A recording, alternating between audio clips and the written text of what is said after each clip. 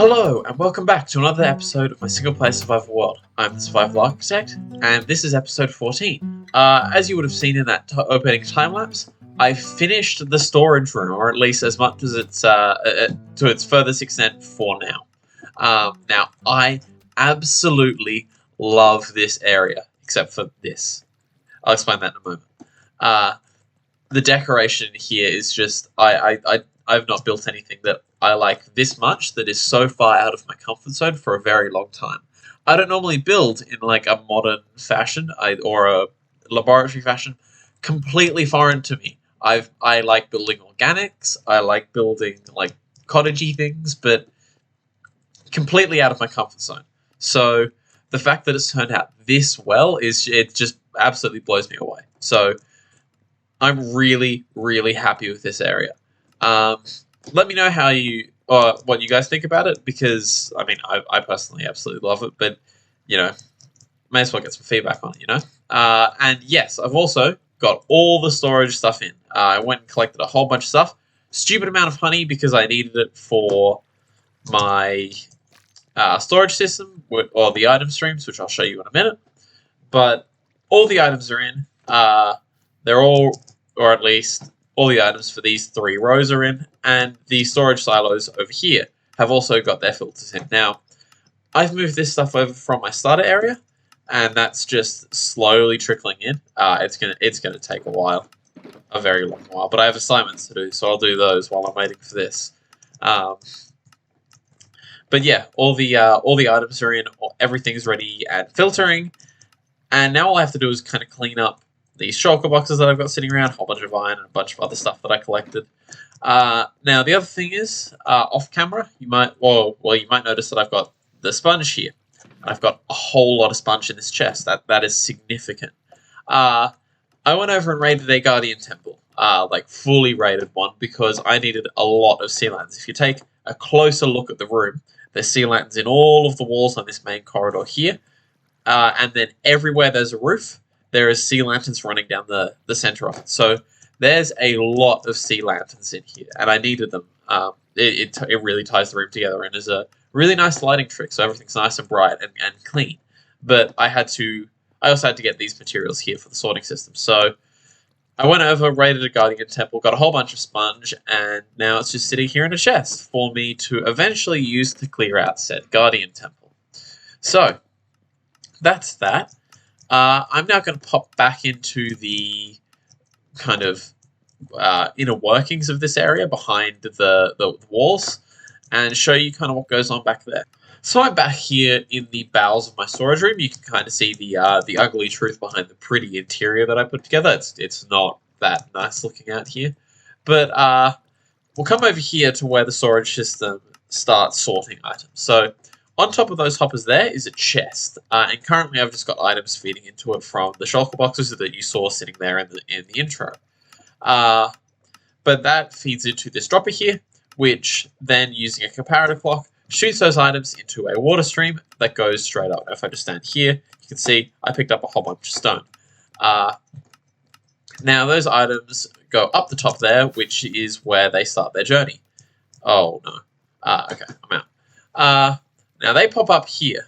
They just kind of hit the roof. They don't ever bounce out. I've tested this a lot. But they then flow across here, hit these honey blocks, and are aligned. If you look down here, their hitboxes are half on the right hand side of the block and half on the left hand side, which means they can slide on the ice, but also get picked up by the hopper, which is great. So they run along here, go around, hit those honey blocks there, and are aligned against that block over there. Run all the way down here. If my character will stop glitching. And then they fall into that sign there. Fall down into this water, which pushes them across onto this honey block. And then they slide down the honey block like so. Oh, this is a mistake. This is... help.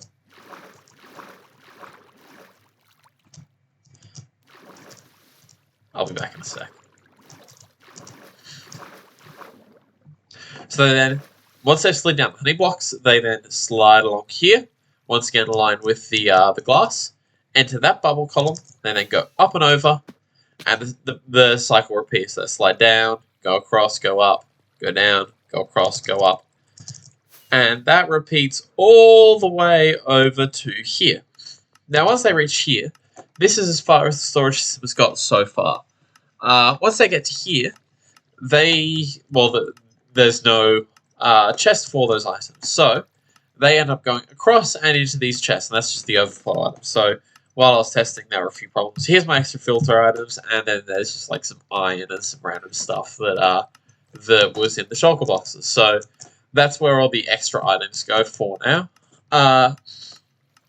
At some point in the future, I would like to expand this storage system, and that will probably be in that direction over there. So if I just break through this wall here, I don't have haste anymore. You can see that this is my storage system, and up there is just the outside. And if I go down this end, well, there's actually not enough room for more storage systems, because just through here is the smeltery, the passive XP area. So this will be as far as my storage system goes in this direction, but it can expand in that direction and that direction as much as I want, as can the rest of the base. This over here will probably end up turning into a tunnel that goes down into that room, and then the other stuff, or the other corridors, will go off and do other things. So that's the storage system done now and explained, but let's jump into the rest of the episode. Well, I lost all the footage of the construction of this farm, but as you can see, we're just in here next to the passive XP area. If you go through this tunnel here, kind of goes up there and around a bit, and it ends up back in the main storage area. But this is the lava farm. Now, I've already pre-prepared my inventory. Let's grab a few more buckets. Now, if I flick this lever, wait a second, you can see that the piston feed tape starts moving through. Now, I've forgotten to put the string in here. Normally, there is string sitting in that block space, in this block space here. I might move it down one, not sure. We'll see how it goes. And essentially, whenever a entity such as an item moves through that block space, the string updates, which updates the observer, which then drops me a new bucket. But if I stand here and hold down the right click button, you can see that whenever a cauldron full of lava comes through, I can pick it up with a bucket. And then it spits straight out of my inventory because it's full, and into the hoppers below me, where it then gets sent into into this hopper chain, which has a water stream behind this wall, and dumps it into our furnace array, because lava buckets are a much better source of lava buckets are a much better source of fuel than blaze rods are. So I've obviously got the blaze farm, but this way is just a little bit better. Got no more cyan terracotta. Great. Yeah, this way is just that little bit better. So that's been set up now. I'm now going to jump into a spectator account and show you how this works and where all the items have gone. So I've taken a quick detour from the nice, clean, white corridors that we saw over here and in our area over here for the entire rest of this episode, but I've just jumped onto or hopped into spectator mode, and I want to show off this farm. So essentially, here is where I was. And this is just a really simple piston feed tape making use of observer mechanics. So this observer here detects when the block moves. This observer detects that observer detecting it, which powers this piston. And that just keeps the entire chain moving around. And you saw it working earlier. Now, they sit still for a pretty long time. That just allows it to fill up, or gives it more of a chance to fill up the cauldron. But it makes its way. So you start here, make your way around this way, all the way around here, which are all potentials for filling up the bucket, or the cauldrons. They end up back here, and the only place that I haven't done is here because this is a bit of a last-minute addition. You come around here, and then you're back, full of lava, ready to be bucketed out by me. Now, when the items pop out of my inventory, they obviously fall into these hoppers. And these hoppers come through here, up this water stream, and put over here, where apparently that hopper is full, and there's a bunch of lava buckets that are about to despawn. So I'm going to grab those, but that's essentially the entirety of this farm and its mechanics. I hope you like the farm. I really like the fact that I've got unlimited lava now, and I really like this new 117 mechanic, making use of the drip zone. It's incredibly useful. But yeah, that's the farm. let's hop back into survival mode and continue with the episode. So now that we've got the oh man, that hasn't worked well. So now that we've got the lava farm in, we need to make our way over there. Now, the cactus farm is literally right here. So I haven't actually got that much room to work with. So what I'm thinking is that we can extend this over here out in that direction and have it swing around and end up as a tunnel that goes directly to that passive XP and lava area. So this one over here. And what we'll do is we'll dig it out and then we'll decorate it. So now we'll actually jump into a time lapse. I'm still quite annoyed that I managed to lose that footage. But we'll jump into a time lapse now. Hopefully we won't lose this footage. You'll know before I do. But yeah, let's hop into it now.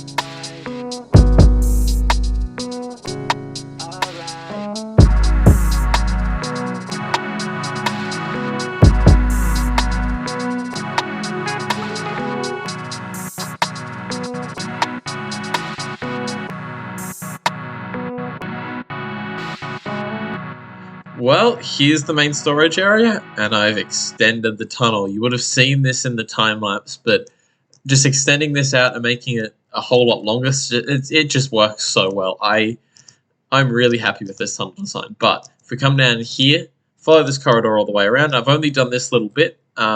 This actually took a while to do. If you come down here, and then you come down here, this is the exact feel I wanted to go for the base. So obviously, here's the lava farm. We showed that earlier. And then down here is the passive XP area. But I just like the feeling of, you know, having the main areas of the base be these wide open, massive hallways, and then you split off into smaller ones, and then the smaller ones split off into even smaller ones. Like, that's the exact thing I was looking for, and I've absolutely nailed it on this build. So, you know, this will be continued for throughout the rest of the base. But this is all the tunneling I've done so far. It feels like there should be something in here. I might like get some sort of mob in here. I'm not entirely sure, but I'll play around with that a bit. But yeah, it's all been decorated up. Also, absolutely loving the replay mod and how it works. It ties everything together. Like I edited the previous time lapse just before I recorded this clip, and I just like how the replay mod kind of like moves around really smoothly compared to, you know, your classic camera cam, which just sits in one place, which is what I used to do. So, you know, it's like this entire thing has just come together really well, and I'm actually really proud of what we've accomplished so far in this episode. So that's this little bit done. The base is really starting to come together. Having auto storage has been so useful. I've just walked up to the chest and grabbed what I needed. Where this world is coming along really, really well, and I'm absolutely loving it. So that's this hallway done. Let's jump into some more stuff. So I've popped through into the Nether, and I am at a nether fortress that isn't actually too far from our main area. It's just over there. But essentially, well, I need beacons. I need more. I need more beacons than I currently have. I currently have 2. I need more than that. So I'm over here at a Nether Crossroads with the materials to make a Wither Skeleton farm.